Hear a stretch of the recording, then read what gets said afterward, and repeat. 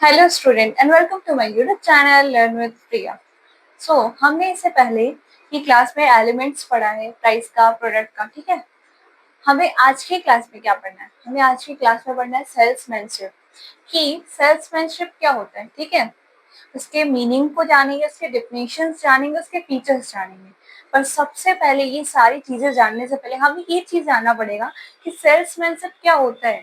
ठीक है, जनरली हम सब जानते हैं कि सेल्समैनशिप क्या होता है। सेल्स एक तरीके का आर्ट होता है ना।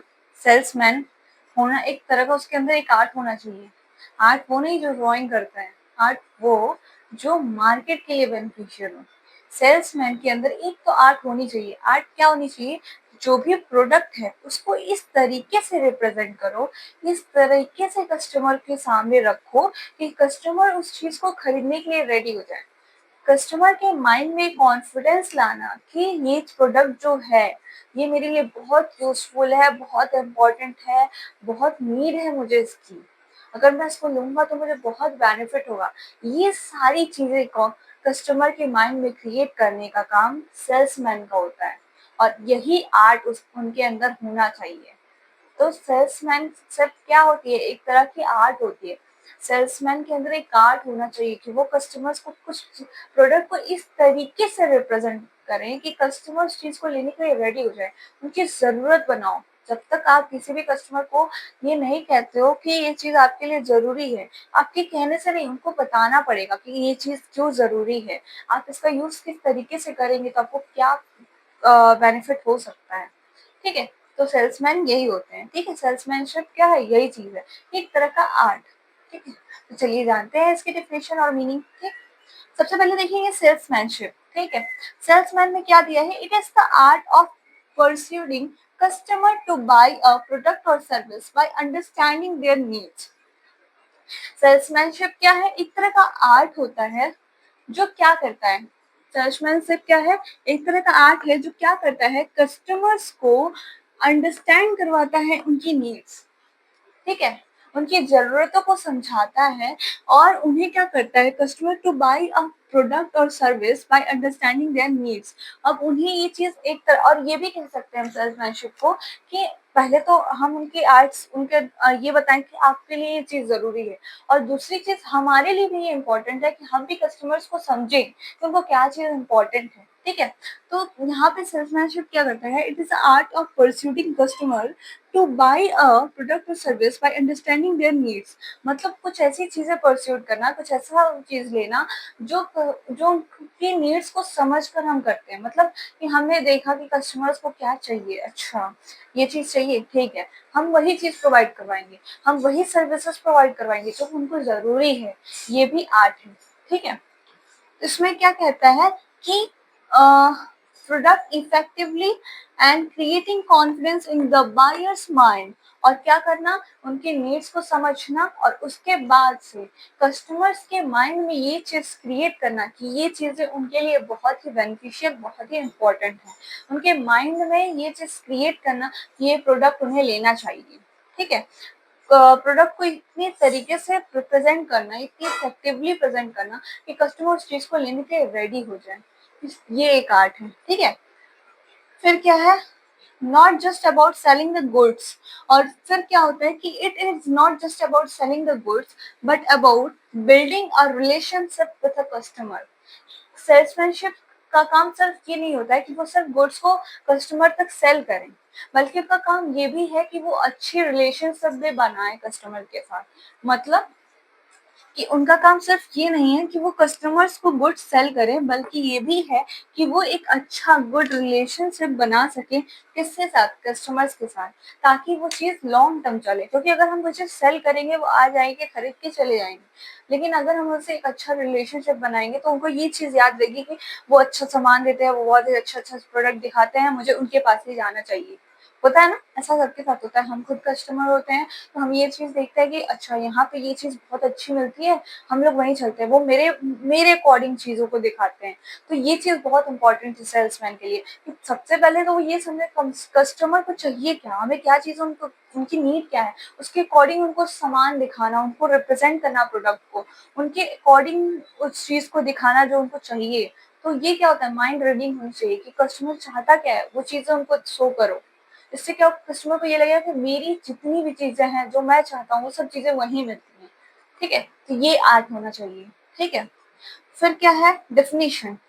अभी डेफिनेशन पे आते हैं जिसमें दिया है नेशनल कैश रजिस्टर कंपनी, जो क्या कहती है कि salesmanship is ability to persuade people to want what they already need.